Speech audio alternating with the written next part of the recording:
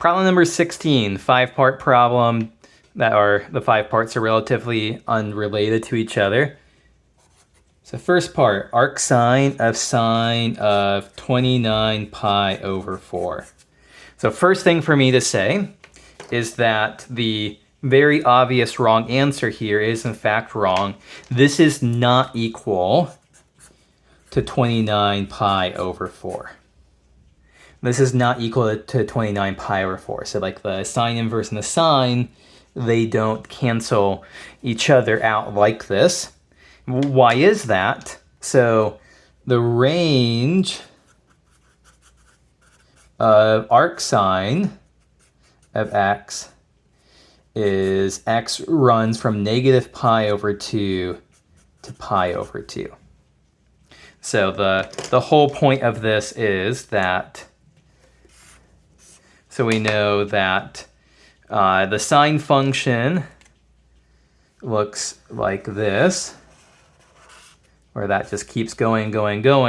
For arcsine, we restrict, let me get a different color here, we restrict the domain, we restrict the range, the domain of sine x. We restrict it down to negative pi over 2 to pi over 2.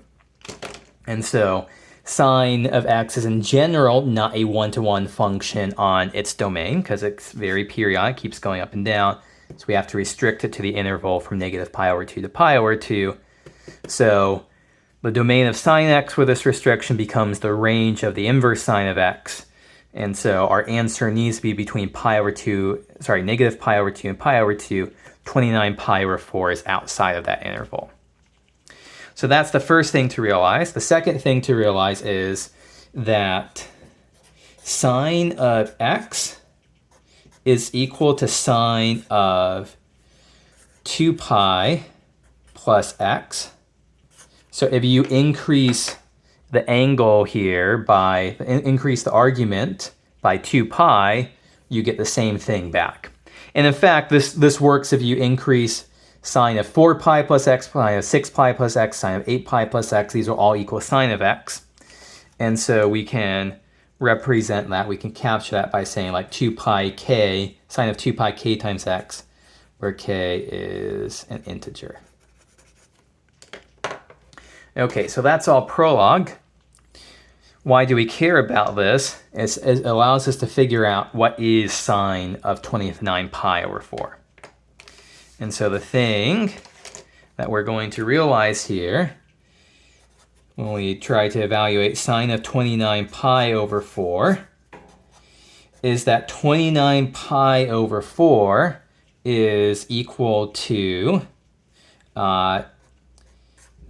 29 is 7 plus 1/4 pi. 29 over 4 is 7 plus 1/4. Or we could write that sine of 8 pi minus 3/4 pi. Either one of these works. So what benefit does this have? Well, sine of 29 pi over 4, we can rewrite it like this, and so we can just knock out multiples of 2 pi here. So this is going to equal sine of negative 3/4 pi. Sine of negative 3/4 pi, because sine of 29 pi over 4, we can write that as 8 pi minus 3 pi over 4. Pulling out multiples of 2 pi allows us to write, so this is sine of negative 3 pi over 4. And if you know your tables well, this is going to equal negative root 2 over 2. Okay, so we know now that the sine of negative 3 pi over 4 is negative root 2 over 2. Our original problem is now asking us what's the inverse sine of negative root 2 over 2. which is equivalent to which number x in the interval from negative pi over 2 to pi over 2 gives you, sine of that number gives you negative root 2 over 2, and this ends up as negative pi over 4. So sine of negative 3 pi over 4 and sine of negative pi over 4 both give you negative 2 over 2, sorry, negative root 2 over 2, but only negative pi over 4 is in the range. So this is an important concept to understand, how to go from this to this to this to this. So you might want to pause this video, think about this a little bit, make sure you understand what's going on. Part B is a little bit easier. For part B, we're asked for log base 35 of x is equal to 1. What is x? Well, x has to be 35. Because this, log base 35x equal to 1 is just a way of expressing 35 to the first power is equal to x. So x must be 35. Okay, part C. Okay, another one of these trig and inverse trig function problems. Cosine inverse of cosine of 31 pi over 4. So just as before, the obvious wrong answer, this is not equal to 31 pi over 4, because the range, what the outputs from arc cosine,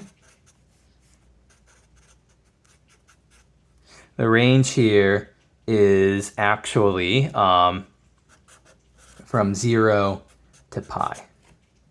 So the idea here is that here is our graph of cosine of theta, and so it's not 1-to-1. To make it 1-to-1, we restrict the domain of cosine x. I think I said theta, it doesn't matter what letter you use here. We restrict the domain down to 0 to pi, so then the range of arc cosine is 0 to pi. So our answer has to be between 0 and pi. Okay, how do we figure out what's going on here? Well, once again, the same kind of periodicity rules apply. Cosine of x is equal to 2 cosine of 2 pi k plus x. K is an integer here.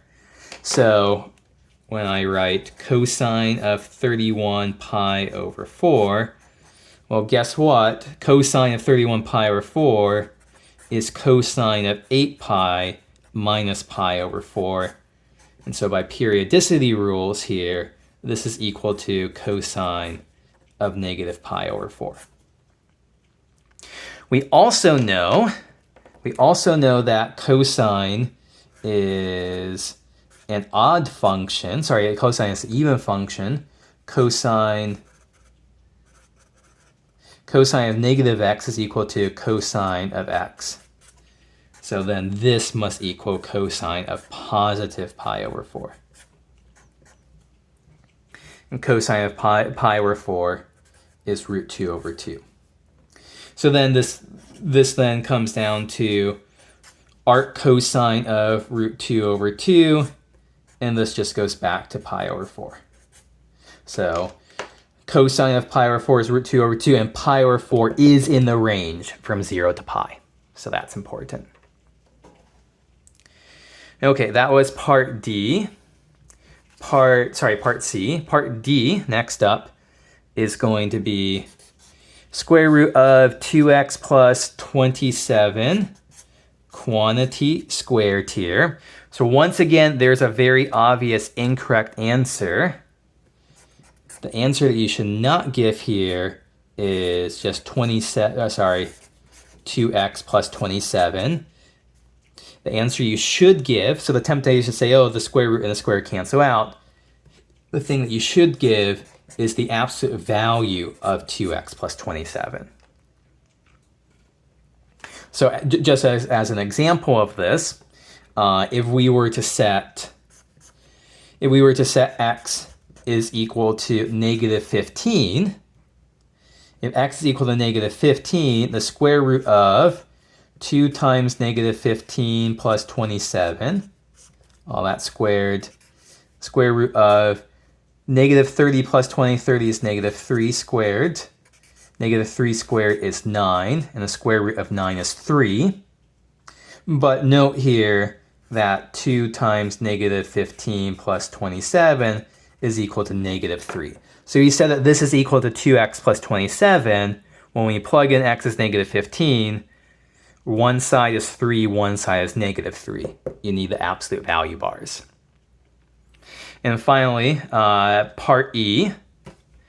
For part E, e to the 48 natural log of x. Thing to remember here, you can take the 48, move it upstairs like this, to be e to the natural log of x to the 48th power. The e to the natural log cancel out, and this is just x to the 48th power. So a useful little log rule to finish off this video. Lots of good things here, especially inverse trig function problems. Make sure you know how to do those.